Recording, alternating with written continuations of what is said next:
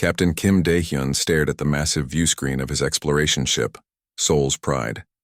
The year was 2387, and humanity had been part of the Galactic Federation for only 30 years. They were still the newest members, still proving themselves, worthy among the ancient star empires that ruled the galaxy. The ship moved through the Kepler sector, mapping new trade routes for Earth Command. Kim had served in space for 15 years, but he still felt amazed when he looked at the stars. His crew of 200 humans worked alongside their alien advisors, learning the ways of deep space exploration. "Captain, we are receiving a distress signal," said Communications Officer Choi Haiwan from her station.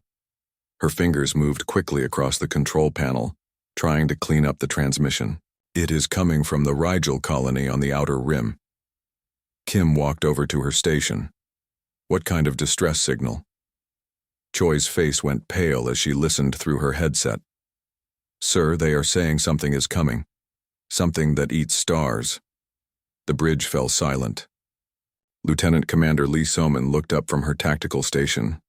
She was the ship's best analyst, known for solving problems that confused even veteran officers from other species. "Captain, that cannot be correct. Nothing eats stars." Kim nodded to Choi. "Put it on speakers." The bridge filled with static, and then a terrified human voice broke through. "This is Colonel Park from Rigel Station. We need immediate help. The readings show something massive approaching our system. It is not a fleet. It is not a natural phenomenon. It is something else entirely." The transmission cut to static, then returned. "The Altarian scouts that were here yesterday are gone. Not destroyed. Gone. There are no debris fields. No energy signatures. Just empty space where they used to be." Kim felt a chill run down his spine. The Altarians had the strongest fleet in the galaxy. Their ships could survive direct hits from supernovas. If they were simply gone, what could have done it? "Set course for Rigel Colony, maximum speed," Kim ordered. "Send a message to Earth Command. Tell them we have a code black situation in the outer rim." The Seoul's Pride jumped to hyperspace, racing toward the unknown threat. During the 3-day journey, more reports came in. The Vegan Confederacy had lost contact with 2 of their research stations. The Centauri Republic reported that their border patrols were missing. When they reached the Rigel system, Kim understood why the report sounded impossible. Where Rigel Colony should have been, there was nothing. Not wreckage. Not asteroids. Not even the star itself. Just empty black space that seemed to bend light around it. "Sensors are showing impossible readings," said Lee So-min, her voice shaking. "According to our instruments, there is a hole in space-time where the system used to be, not a black hole. A hole. As if reality itself has been removed." Kim stared at the viewscreen showing absolute darkness. "Take us closer, but keep us at a safe distance. I want full sensor sweeps." As they approached, something moved in the darkness. It was not a ship or a creature in any normal sense. It looked like living shadow, but shadows that existed in 3 dimensions. The thing was massive, larger than Earth's moon, and it pulsed with a red light that hurt to look at directly. "Captain," whispered Choi Haiwan. "It is looking at us." Kim felt it too. Something vast and hungry had noticed their small ship. The thing in the darkness began to move toward them, and space itself seemed to ripple around it like water. "All power to engines. Get us out of here now," Kim shouted. The Seoul's Pride jumped back into hyperspace just as reality began to bend around them. During the escape, their instruments recorded something that would change everything. The entity they had seen was not alone. The sensors detected hundreds of similar creatures moving through space, each one followed by a trail of nothingness, where star systems used to exist. Back at Earth Command, Ambassador Park Jae received Kim's report with growing horror. She had spent 5 years building relationships with the major galactic powers, earning respect for humanity despite their junior status in the Federation. "We must warn the Galactic Council immediately," she told her staff. "This threat is beyond anything we have faced before." The council meeting was held on Altaria Prime, the capital world of the galaxy's strongest empire. Ambassador Park stood before representatives of dozens of species, each ruling vast territories across the stars. The Altarian Emperor, a being of crystalline energy who had lived for 3,000 years, listened to her report with what seemed like mild interest. "Young human, your species has been in space for less than a century. Perhaps your sensors are confused by natural phenomena you do not understand." The vegan representative, a creature of pure thought housed in a mechanical body, agreed. "The Vegan Confederacy has technology that can monitor entire galactic arms. We would have detected any threat of this magnitude years ago." Park tried to stay calm. "Your Excellencies, 3 of your own systems have gone dark in the past week. The Soul's Pride has sensor data showing creatures that can remove matter from existence itself. The Emperor of Centauri, whose people had ruled star systems for 50,000 years, made a sound that might have been laughter. Ambassador Park, your people have impressive courage, but you lack wisdom. The galaxy has faced many threats. We have survived them all through superior technology and ancient knowledge." Despite her growing frustration, Park continued to present the evidence.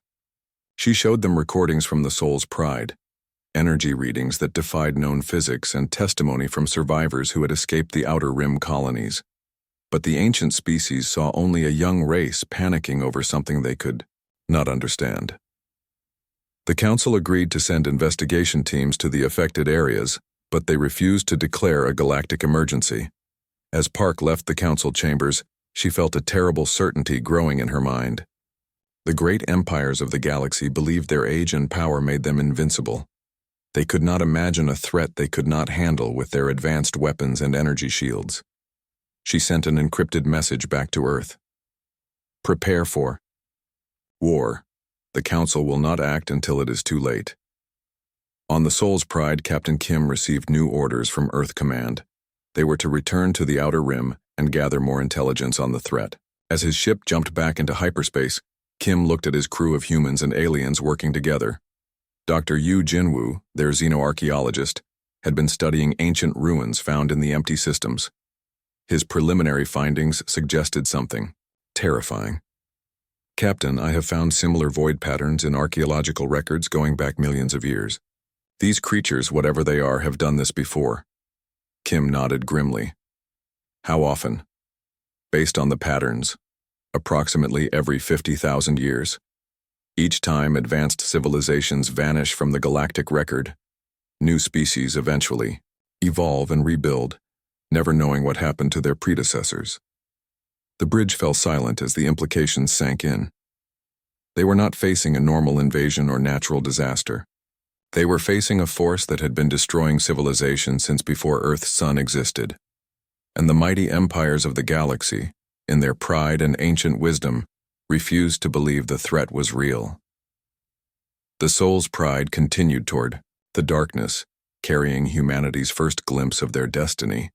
Behind them, the great powers of the galaxy continued their normal lives, confident in their superiority. None of them yet understood that something was coming that had never been defeated. Something that had consumed countless galaxies across cosmic time. Something that was hungry for their reality itself. 3 months had passed since Captain Kim's first encounter with the creatures that ate reality. The reports coming from the Outer Rim grew worse each day. 17 star systems had simply vanished, leaving behind only empty space that bent light in impossible ways. Admiral Huang Minho stood on the bridge of the human flagship New Seoul, watching the greatest military spectacle he had ever seen. The Altarian Grand Fleet had assembled in the Vega system to make their stand against the approaching darkness. 2,000 ships stretched across space, each one a masterpiece of technology that could destroy planets with a single shot. The Altarians had ruled the galaxy for 30,000 years. Their ships carried shields that could deflect the energy of dying stars. Their weapons could tear holes in the fabric of space itself. They had never lost a major battle in recorded history. "Admiral, the Altarian Emperor is requesting all Allied ships to maintain distance," said Communications Officer Choi Haiwan. "They want to demonstrate the power of their ancient weapons." Huang nodded grimly. The humans had been allowed to observe, but the proud Altarians made it clear this was their fight. 3 human ships hung back at the edge of the system, recording everything for Earth Command. The creatures came without warning. One moment, space was normal. The next, reality began to tear apart at the edges of the system. The things that emerged defied description. They looked like living holes in existence, each one the size of a small moon, pulsing with that terrible red light that hurt to see. The Altarian fleet opened fire with weapons that had conquered 1,000 worlds. Energy beams that could melt asteroids struck the creature's dead center. The aliens cheered as their perfect shots connected, but nothing happened. The creatures absorbed the energy like it was nothing more than sunlight. They began to move forward, and space rippled around them like water. "Admiral, the Altarian flagship is hailing us," Choi reported, her voice tight with fear. "Emperor Zaldris wants to know if our sensors can explain what is happening." Huang watched in horror as the first Altarian ship made contact with one of the creatures. The massive battlecruiser simply began to fade. Not explode, not break apart, but fade like a photograph left in the sun. Within seconds, it was gone completely. "Tell the Emperor our sensors show the creatures exist partially outside normal physics," Huang replied. "Their energy weapons cannot touch something that is not entirely real." The Altarian response was swift and devastating. They unleashed their most powerful weapons, reality-shaping devices that could rewrite the laws of physics in local space. For a moment, it looked like they had found the answer. Several creatures flickered and seemed to solidify, but there were too many of them. For every creature that became solid enough to damage, 10 more emerged from the tiers in space. The Altarian fleet, which had seemed infinite in its power, began to disappear ship by ship. Emperor Zaldris sent his final transmission on all frequencies. "The Altarian Empire withdraws from this sector. All species should evacuate immediately. These entities cannot be fought with conventional means." Huang watched the surviving Altarian ships retreat at maximum speed, leaving behind only empty space where their grand fleet had been. The creatures followed slowly, consuming reality as they moved deeper into civilized space.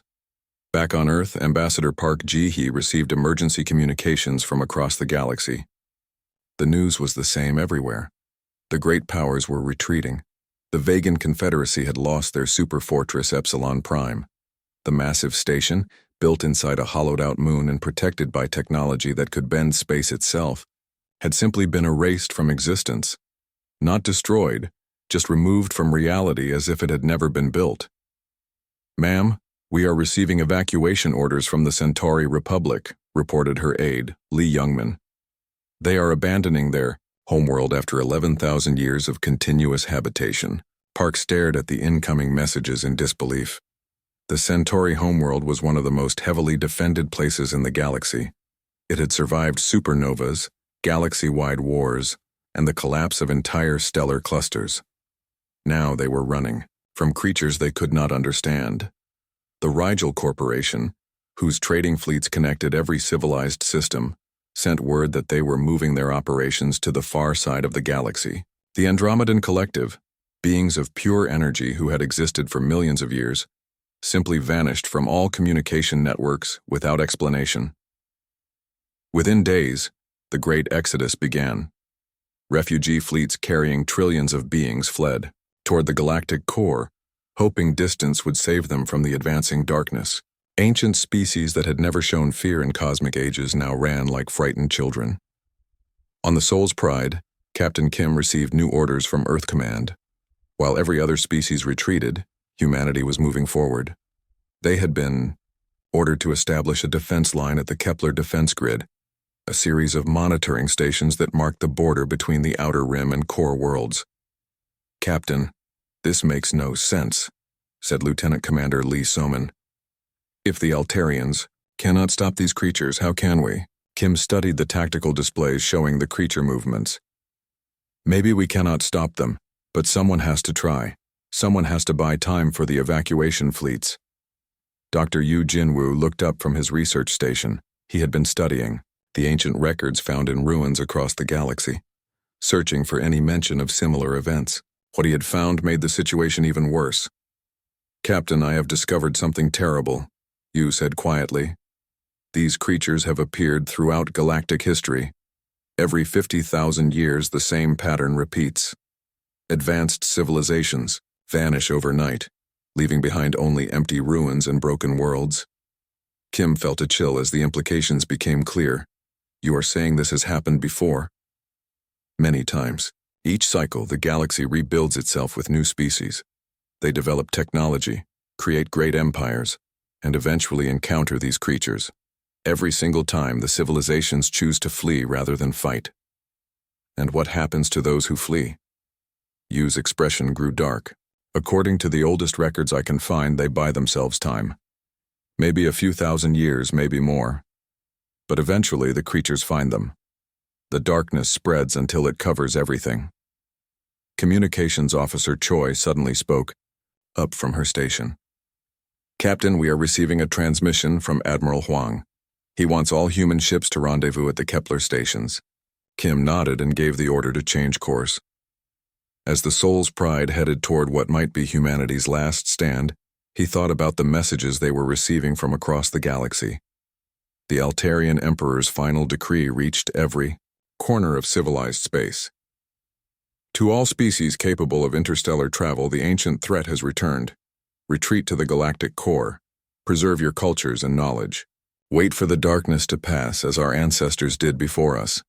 But mixed with these messages of retreat came something different. Human transmissions were spreading across the communication networks, carrying a message that stunned the fleeing. Aliens. This is Earth Command to all human vessels, the message said. Take positions at designated defense points. Prepare for extended combat operations. Earth does not retreat. Earth does not surrender. We hold the line. The alien refugees receiving these transmissions could not believe what they heard. The youngest species in the galaxy, the ones with the weakest technology and smallest territory, were not running. They were moving toward the threat. On countless refugee ships fleeing toward safety, alien beings stared at their communication screens in amazement. Some called it courage. Others called it madness. But as the great empires ran and the darkness spread, humanity alone stood between the creatures and the heart of galactic civilization. Captain Kim looked at his crew as they prepared for battle. They were scared, but they were not running. None of them understood how they could fight creatures that existed outside reality itself. They only knew that someone had to try. The Soul's Pride continued toward the Kepler defense grid, where humanity would make its stand against the impossible. Behind them, the mighty empires fled deeper into space, carrying with them the accumulated wisdom of millions of years. And ahead of them, the creatures that ate reality continued their slow advance, consuming star after star in their endless hunger. The retreat of the great powers was complete. Only humanity remained in their path, small and stubborn, and absolutely determined to fight.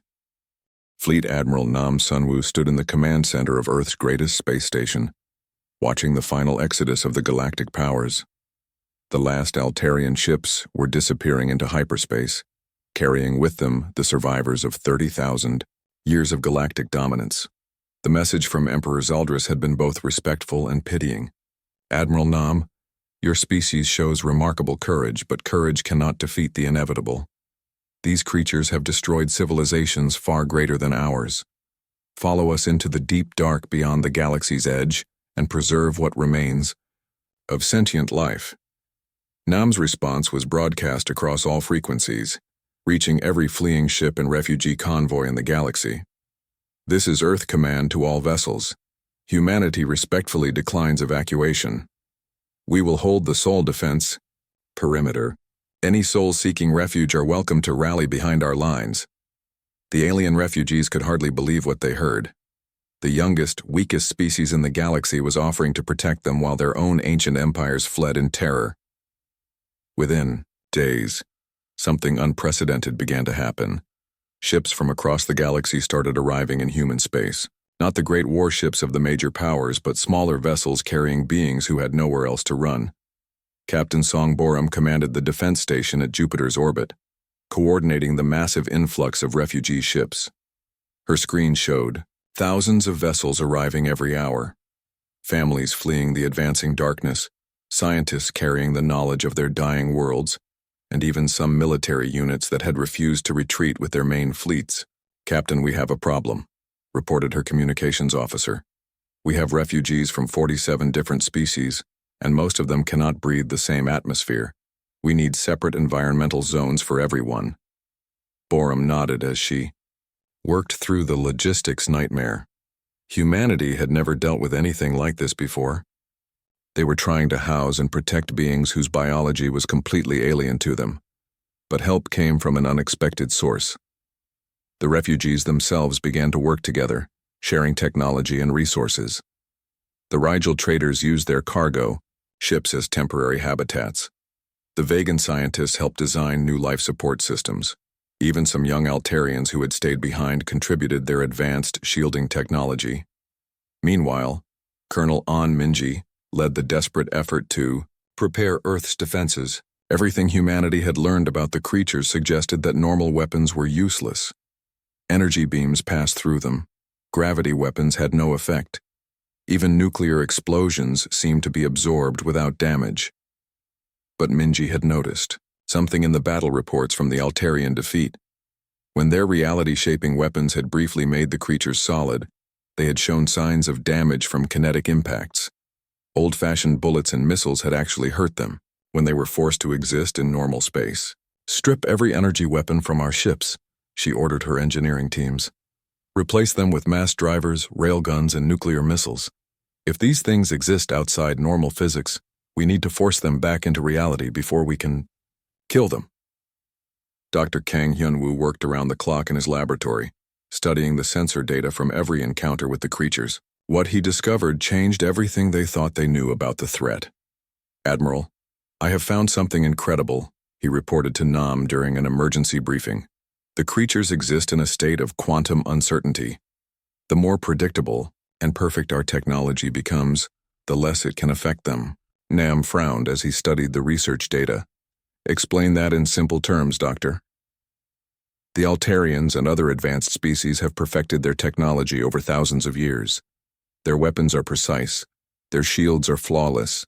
Their computers never make mistakes. This perfection makes them predictable at the quantum level." Kang pulled up holographic displays showing the quantum signatures of different weapons. "But human technology is chaotic. Our weapons have tolerances and variables. Our computers make small errors. Our nuclear reactions are not perfectly controlled. This chaos creates quantum disruptions that can force the creatures to become solid." The implications hit everyone in the room at once. Humanity's greatest weakness, their crude and imperfect technology, was actually their greatest strength against this threat. Within hours, every human ship was being retrofitted with the most chaotic weapons they could design. Engineers deliberately introduced random variables into their targeting systems. Nuclear warheads were modified to create unpredictable explosion patterns. Even the ship's computers were programmed to make small, random errors.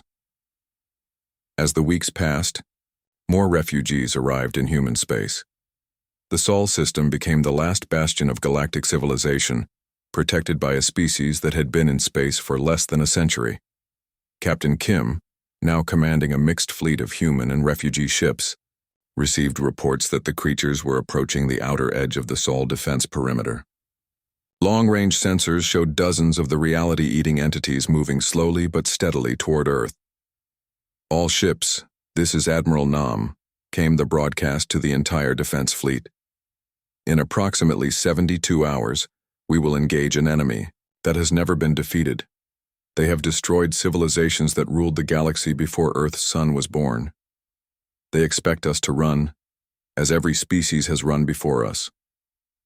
The Admiral paused, and his next words would be remembered for as long as humanity existed. "We are not running. We are human. We do not flee from monsters. We do not abandon those who seek our protection, and we do not surrender our home to creatures that devour reality itself. All ships prepare for battle. Earth stands. Earth fights. Earth wins." The response from the refugee ships was immediate. Beings from dozens of species whose own governments had abandoned them volunteered to serve on human vessels. Altarian engineers worked alongside human technicians. Vegan scientists shared their knowledge freely. Even the proud Centaurian, military officers took orders from human captains half their age. Dr. Yu Jinwoo made one final discovery in the ancient ruins.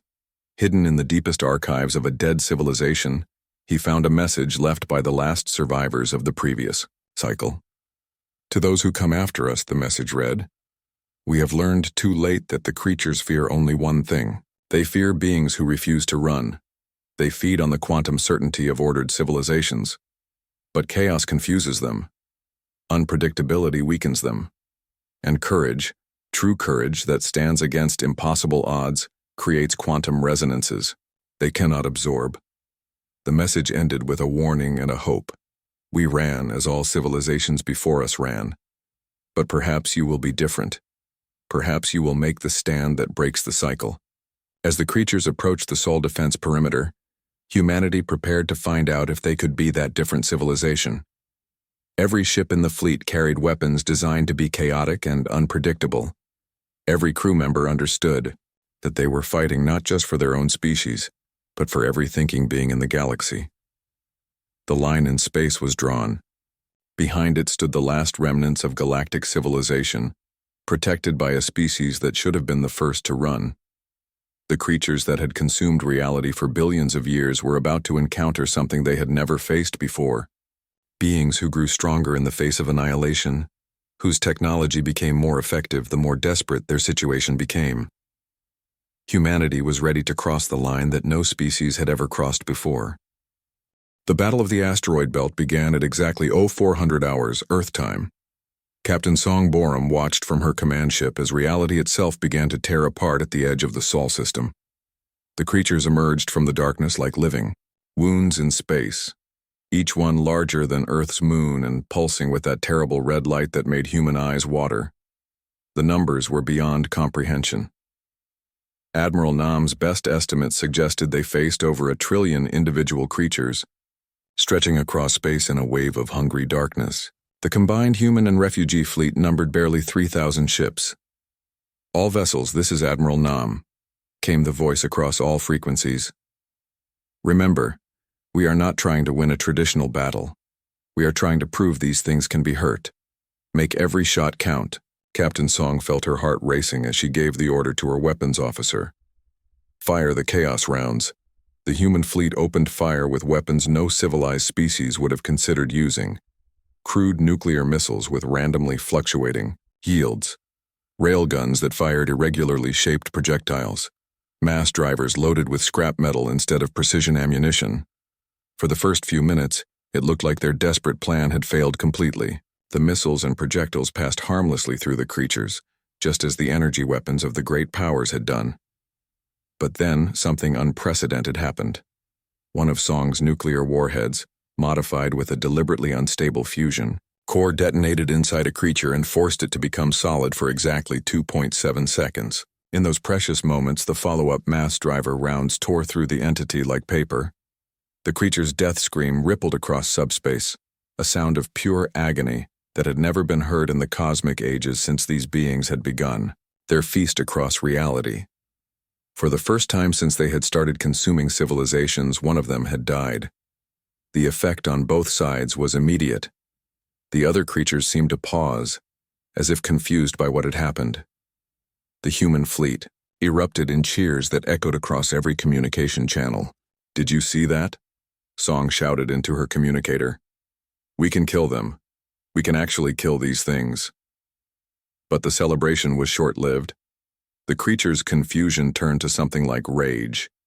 They began moving faster, and reality warped more violently around them. Ships that got too close started to fade from existence, their crews screaming as they were unmade at the quantum level. Major Park Dong-ho led a squadron of fighter craft in what should have been a suicide mission directly into the center of a creature cluster. His pilots were volunteers, mostly young humans who had grown up hearing stories about the great space battles of history. "All right, people," Park said to his squadron as they dove toward certain death. "Our job is to get close, enough to drop chaos mines inside these things. We probably will not survive this, but maybe the big ships can finish what we start."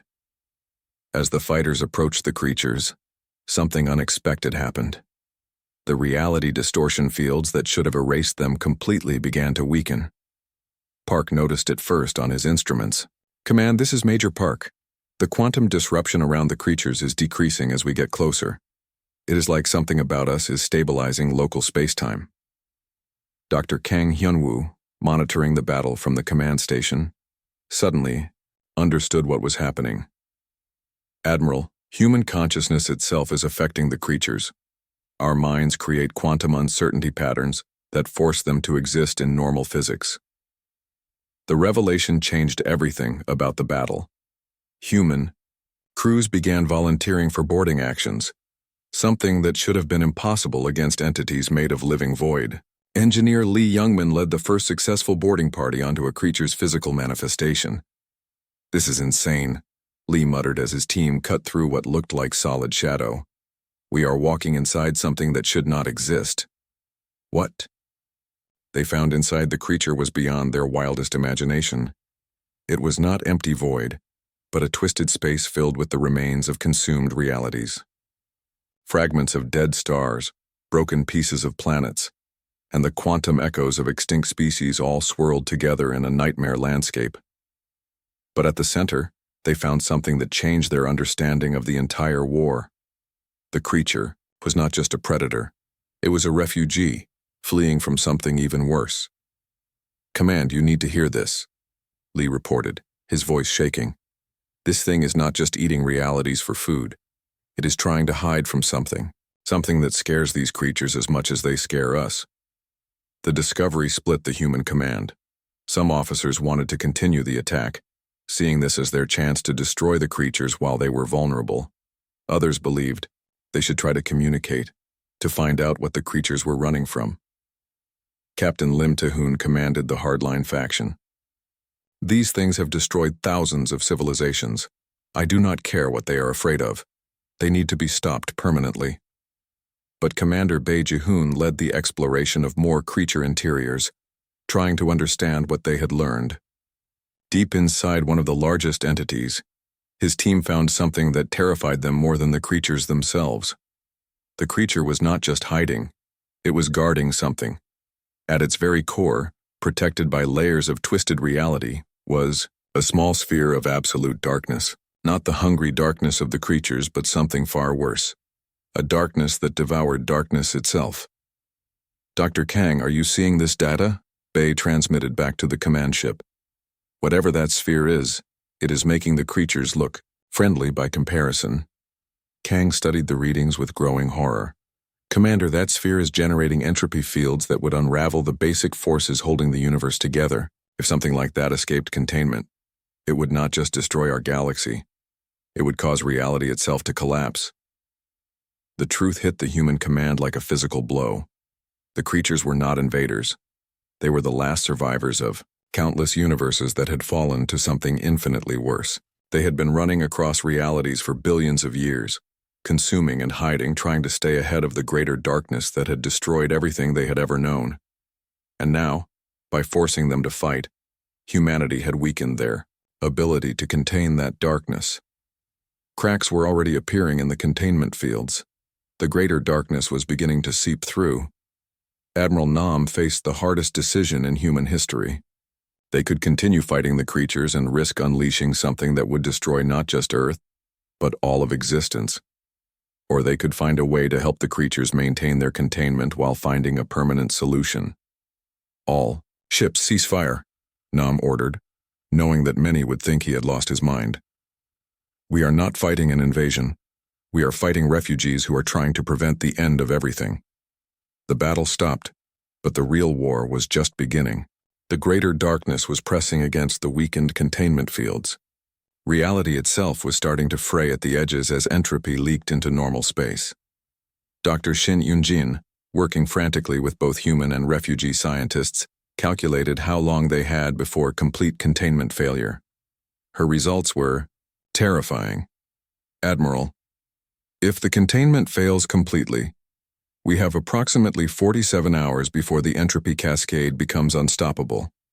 After that, the collapse will spread outward at the speed of light, unraveling everything in its path." Captain Song, still reeling from the revelation, looked at the tactical displays showing the creatures now floating motionless in space, no longer attacking but clearly struggling to maintain their containment fields. "So what do we do now?" she asked. "How do you fight something that destroys existence itself?"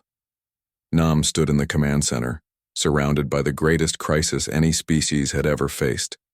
Behind them, the refugee fleets waited for orders. Around them, reality-eating creatures struggled to contain something infinitely worse. And ahead of them, the greater darkness pressed against its prison, hungry for the chance to reduce everything that had ever existed to absolute nothing.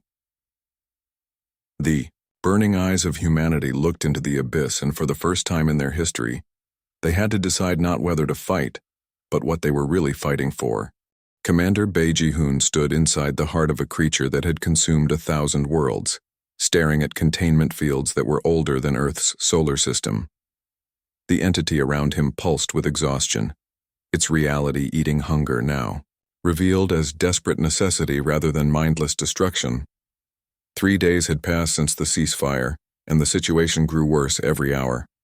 The greater darkness pressed harder against its prison, sensing weakness in the ancient barriers that had held it back for cosmic ages. "Commander, the containment is failing faster than our models predicted," reported Dr. Shin Yoonjin over the communication link. "We are seeing quantum degradation across 7 different dimensional barriers." Bei examined the alien technology with wonder and terror. The creatures had built these prisons using the fundamental forces of reality itself, powered by the energy they absorbed from consuming civilizations. But the system was breaking down, and no one understood how to repair it. Back on the command ship, Admiral Nam faced an impossible choice. Earth's greatest physicists worked alongside refugee scientists from dozens of species, but their combined knowledge was nothing compared to the cosmic engineering surrounding them. "Admiral, I have a proposal," said Dr. Kang Hyun-woo, exhaustion clear in his voice. "If the creatures need energy to maintain containment, and they get that energy by consuming civilizations, then we need to find another power source." "What kind of power source could replace the energy of entire star systems?" Nam asked. "Human consciousness itself. Our quantum uncertainty fields affect the creatures, but they also generate tremendous amounts of usable energy.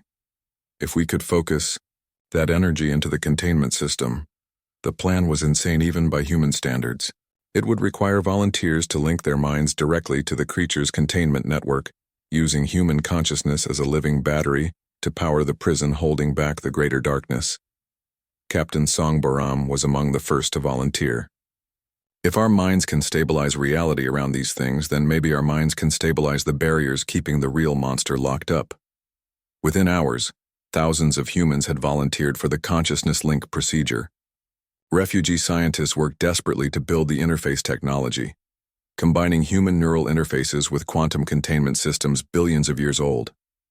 But as the first volunteers entered the link, they discovered something that changed everything about their understanding of the war. The creatures were not just refugees. They were veterans of a battle that had raged across multiple universes. Captain Lim Tai-hoon, connected to the creature's memory banks, experienced visions that nearly drove him insane. He saw the birth and death of countless realities, each one consumed by the greater darkness until only the creatures remained as witnesses to infinite destruction. "They are not monsters," Tai-hoon whispered, tears streaming down his face. "They are survivors, the last survivors of everything that ever existed before our universe was born." The creature's true history unfolded through the neural link. They had once been organic beings like humanity, living on worlds that orbited normal stars. But when the greater darkness emerged from the spaces between realities, their civilizations had faced the same choice every species eventually confronted: fight and die, or transform into something that could survive the impossible. They had chosen survival, surrendering their physical forms to become entities of living quantum uncertainty.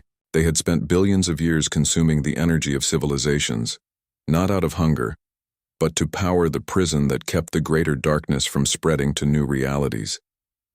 Every species they consumed gave them more power to maintain the containment, Dr. Kang explained to the command staff. But every civilization they destroyed also weakened their own sanity. They have been going insane from guilt and isolation for cosmic ages. Major Park Dong-ho, one of the volunteers maintaining the neural link, felt the creature's emotions directly. The overwhelming sadness of beings who had sacrificed their souls to save existence itself. The crushing loneliness of entities that could never again know companionship without destroying those they tried to protect. They have been carrying this burden alone for so long, Park reported. They do not even remember what their original species looked like. All they remember is the responsibility to keep the greater darkness contained. But the mental link worked, both ways. While humans experienced the creature's memories, the creatures experienced something they had thought was lost forever: companionship. For the first time in eons, they were not alone with their terrible burden. The effect was immediate and unexpected. The creature's containment fields began to stabilize, powered not just by the energy of human consciousness, but by the emotional strength that came from shared responsibility. Diplomat Oh So-young, who had remained on the command ship, received an unprecedented communication. The creatures were trying to speak to them directly, using the neural link to form words in human language. "We remember. Gratitude," came the alien voice, halting and strange but unmistakably real. "So long. Alone carrying the weight of all that was." The communication continued, and humanity learned the full scope of what they faced. The greater darkness was not just entropy or destruction. It was the opposite of existence itself, a force that sought to return all of reality to the nothingness that existed before creation began. "It feeds on existence," the creature explained through the link. "Every thought, every star, every quantum particle that exists makes it stronger. It will not stop with your universe. It will consume all possible realities until nothing can ever exist again." Captain Kim, monitoring the situation from his patrol ship, received reports that refugee fleets throughout human space were volunteering for the consciousness link. Beings from dozens of species wanted to help power the containment system, despite the risks to their own minds. "This is unprecedented," Kim reported to Admiral Nam. "Altarians, vegans, Centaurians, even some of the energy beings from Andromeda. They all want to help. For the first time in galactic history, every species is working together for a common cause. But the unity came at a terrible cost. The neural link was burning out human minds faster than anyone had predicted. Volunteers who had been connected for more than 12 hours began to lose their sense of individual identity, their consciousness merging permanently with the quantum containment system. Engineer Lee Youngman was among those who had given too much. His last coherent transmission before his mind dissolved into the containment matrix was simple: "Tell my family I helped save everything." Dr. Shin Yoonjin watched the containment readings with growing alarm. "Admiral, the human consciousness, energy is working, but we are losing people too fast. At this rate, we will run out of volunteers before we can stabilize the system permanently." The creatures, sensing the sacrifice humans were making, tried to refuse the energy being offered. They had spent eternity as monsters to protect reality. They could not bear to watch another species destroy itself for the same cause. But humanity would not be stopped. More volunteers lined up for the neural link procedure, knowing they would lose themselves in the process. Parents said goodbye to their children. Lovers shared final moments together, also that existence itself could continue. Admiral Nam faced the hardest decision of the war.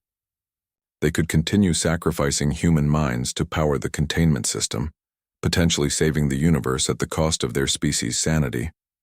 Or they could find another solution, risking the collapse of everything for the chance to preserve human identity.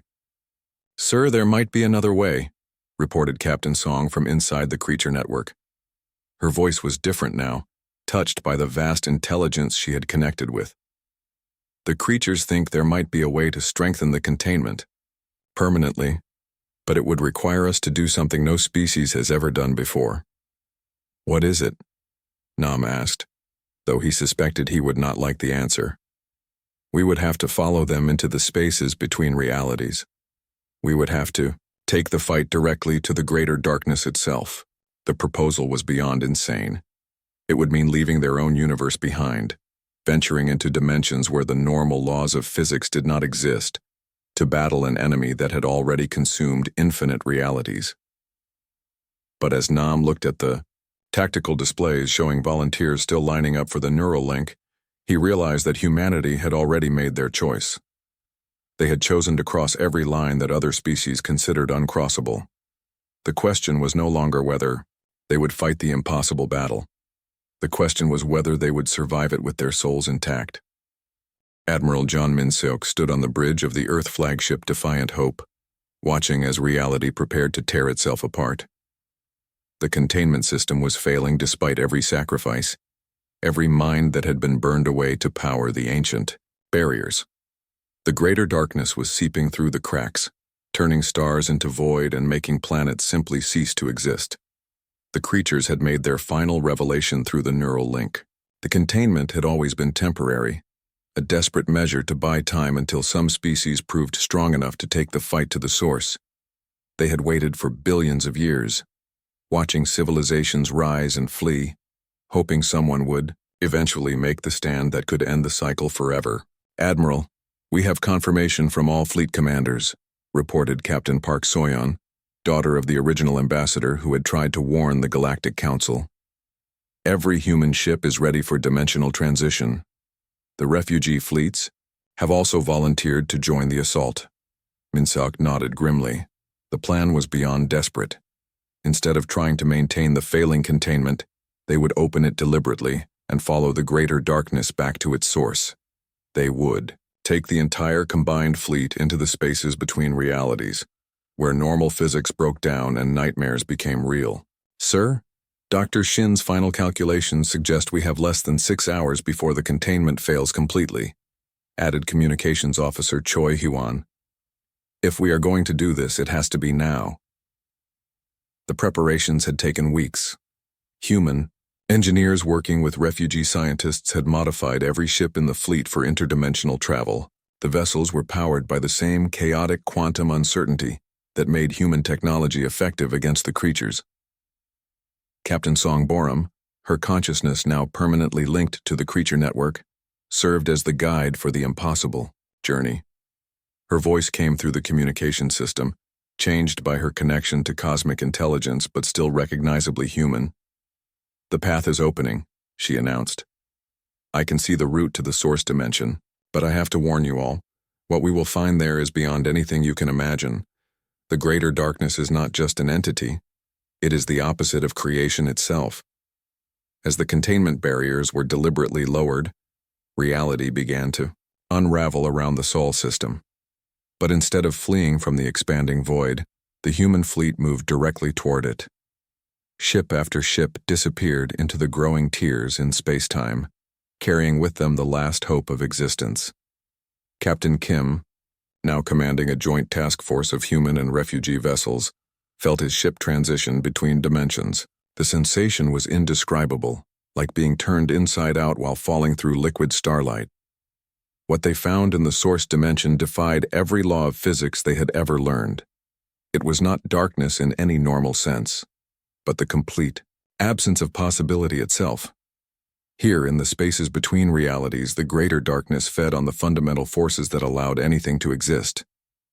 "All ships maintain formation," Kim ordered, though he could barely see the other vessels through the non-space around them.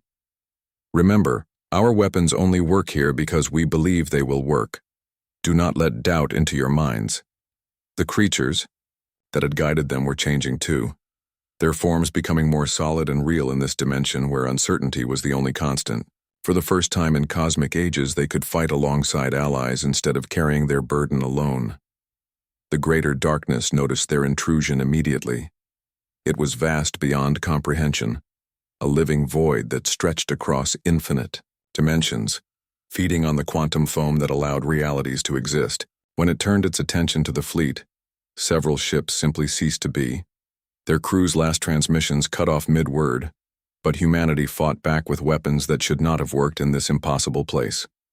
Nuclear missiles exploded, with the force of pure chaos. Mass drivers fired projectiles made of crystallized uncertainty. And most importantly, human minds continued to believe that they could win, even when facing the death of possibility itself. "This is Captain Lim Tae-hoon to all vessels," came a transmission from deep in the battle zone. "I have found something. The greater darkness has a core, something it is protecting just like the creatures protected their containment systems." What Tae-hoon had discovered changed everything about their understanding of the enemy. At the heart of the greater darkness, protected by layers of anti-existence, was a small sphere of perfect light. Not the light of stars or energy, but the original light that had sparked the first moment of creation. "It is not trying to destroy existence," Tae-hoon reported, wonder in his voice. "It is trying to return everything to the moment before creation began. It wants to undo the universe because it cannot bear the chaos and suffering that came with existence." The revelation split through the fleet like lightning. The greater darkness was not evil in any traditional sense. It was the universe's original state, trying to reclaim what it saw as perfection, the moment of pure potential before anything had to suffer, struggle, or die. Major Park Dong-ho, leading a boarding action into the heart of the greater darkness itself, felt the entity's emotions directly. The overwhelming sadness of something that had watched infinite civilizations rise and fall, all ending in pain and loss. The desperate desire to return everything to the peace that existed before the first star was born. "It is trying to save us," Park whispered over the communication link. "It thinks existence is suffering and it wants to end the suffering by ending existence itself." Admiral Minsok faced the ultimate choice. They could destroy the core of light and end the greater darkness forever, but doing so might unravel the fundamental forces that allowed anything to exist. Or they could try something no species had ever attempted. They could convince existence itself to choose life over the peace of non-being. "All ships, ceasefire," Minsok ordered. "We are not here to destroy. We are here to prove that existence is worth preserving." What followed was not a battle, but a conversation that spanned dimensions. Humanity spoke to the greater darkness, through their actions, showing it every moment of joy, love, and hope that made existence valuable despite its pain. The refugees from dozens of species added their voices, sharing memories of beauty and wonder from their lost worlds. Even the creatures joined in, finally able to remember what they had been fighting to preserve for so long. Captain Song, her consciousness spread across the quantum network, became the translator between mortal minds and cosmic forces. "It is listening," she reported. "For the first time since creation began, it is considering that existence might have value beyond suffering." The response was not words, but pure emotion. The greater darkness shared its own memories. The perfect silence before the first quantum fluctuation, the peace that existed when nothing could hurt because nothing existed to be hurt. But humanity answered with their own truth. Yes, existence brought suffering, but it also brought the possibility of joy, growth, love, and hope. Without existence, there could be no beauty, no discovery, no connection between conscious beings. "We are not asking you to love existence," Captain Kim said, somehow speaking directly to a force that spanned infinite dimensions. "We are asking you to let others choose for themselves whether life is worth living." The conversation lasted subjective hours or cosmic ages, time having no meaning in the spaces between realities. But gradually, something unprecedented happened. The greater darkness began to change, not retreating, but transforming. The core of original light expanded, but instead of ending existence, it began to create new possibilities.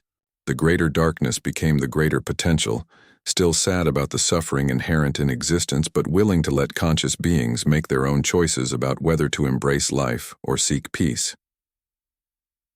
When the fleet returned to normal space, they found a universe that was subtly different. The creatures no longer needed to consume civilizations to maintain containment, because there was nothing left to contain. They began the slow process of transforming back into physical beings, carrying with them the wisdom of cosmic ages. Captain Park Soyeon, now commanding her own ship in the newly formed human protectorate, received the first communication from the returning great powers. The Altarian Empire, The Vegan Confederacy and all the others had detected the dimensional changes and were cautiously returning from their exile. "This is Emperor Zaldris to the human fleet," came the transmission. "Our sensors indicate that the cosmic threat has been resolved." "How is this possible?" Park smiled as she composed her response. "Your Excellency, we did not destroy the threat. We convinced it that existence is worth preserving. The universe is safe not because we won a war, but because we proved that life, despite its pain, is still beautiful enough to choose." The aftermath saw the greatest transformation in galactic history. The Human Protectorate was established not as an empire, but as a promise. Never again would any species have to face extinction alone. Every world that chose to join was protected not by superior technology, but by the simple commitment to stand together against the impossible. Dr. Yu Jinwu, now ancient but still researching, made the final entry in humanity's cosmic record. "We learned that the greatest strength is not the power to destroy, but the wisdom to choose creation over